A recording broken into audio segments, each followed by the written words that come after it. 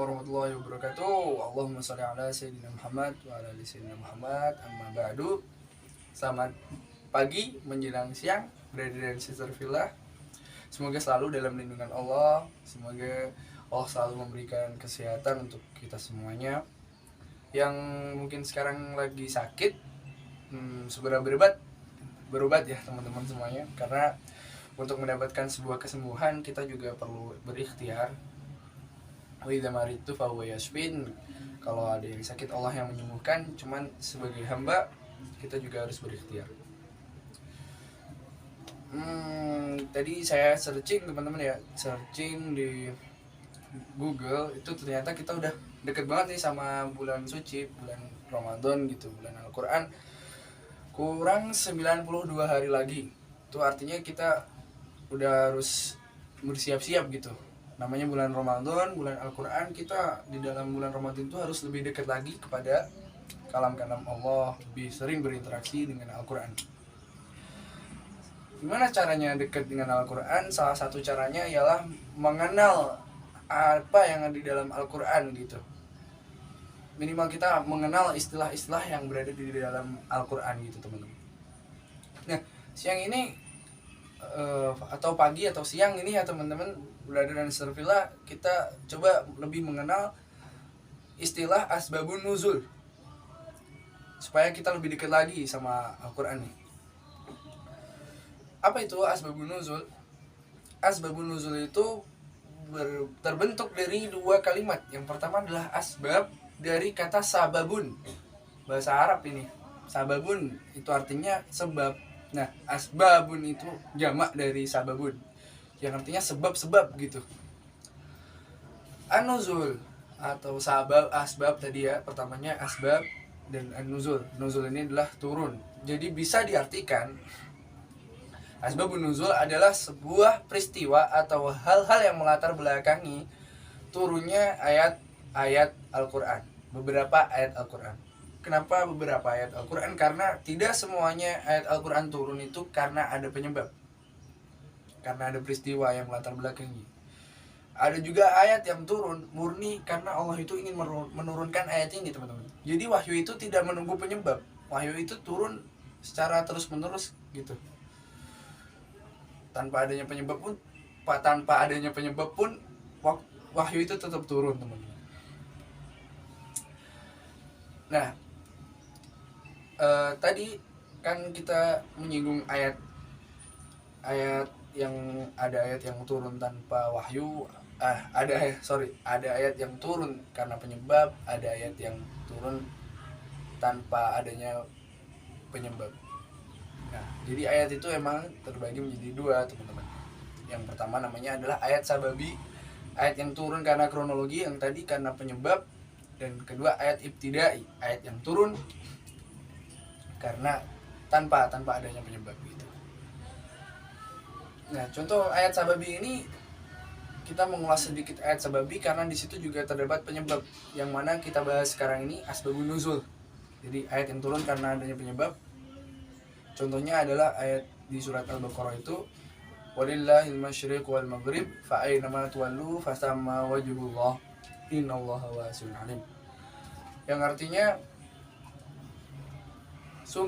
walillahil masyriq wal maghrib, dan kepunyaan Allah lah timur dan barat. Fa aynama tuwallu fasamma wajhullah, maka dimanapun kalian menghadap, disitulah wajah Allah. Innallaha wasi'un alim, sesungguhnya Allah maha luas dan maha mengetahui. Ayat ini turun karena adanya penyebab teman-teman. Jadi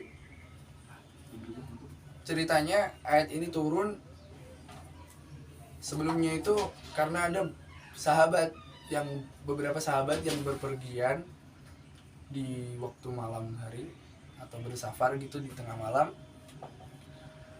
Lalu ketika datang waktu sholat, para sahabat ini, beliau ini bingung arah kiblat yang benar itu yang mana. Akhirnya mereka berijtihad, meyakini dengan hati mereka sendiri arah kiblatnya ke sini, arah kiblat. Akhirnya beda-beda, ada yang menghadap timur, ada yang menghadap barat, ada yang menghadap selatan, utara, kutub utara gitu, semuanya menghadap. beda-beda teman-teman. Jadi setelah peristiwa itu akhirnya mereka mengadu hal ini kepada Rasulullah. Ya Rasulullah, kami tadi sholat berbeda-beda arah kiblat gitu. Lalu turunlah ayat ini untuk menjelaskan bahwa boleh ketika kita sedang kebingungan arah kiblat dan mungkin kita sedang berada di suatu perjalanan, boleh untuk meyakini arah kiblat tersebut. Tapi kita harus yakin. Namun tidak boleh teman-teman kalau kita sudah jelas arah kiblatnya terus kita membuat arah kiblat sendiri, ya nggak boleh. Harus ketika dalam keadaan tertentu itu teman-teman. Nah, gimana sih cara mengetahui asbabun nuzul? Cara mengetahui asbabun nuzul ini tentunya asbabun nuzul itu tidak bisa diatur oleh logika kita sendiri gitu teman-teman. Tidak bisa kita menganalisisnya dengan menggunakan rasio manusia, itu nggak bisa. Harus tidak lepas dengan riwayat-riwayat yang sahih gitu teman. Jadi kalau kita ingin mengetahui asbabun nuzul ayat itu harus mencari riwayat-riwayat yang menceritakan ayat ini gitu, penyebab turunnya ayat ini gitu. Tidak bisa kita menganalisisnya sendiri, tidak bisa kita menganalogikan menggunakan rasio akal kita sendiri gitu, tidak bisa. Karena Al-Quran itu tidak lepas dengan riwayat-riwayat yang sahih gitu teman. Jadi seperti itu. Nah, mungkin itu saja agar kita lebih mengenal Al-Quran lebih dalam.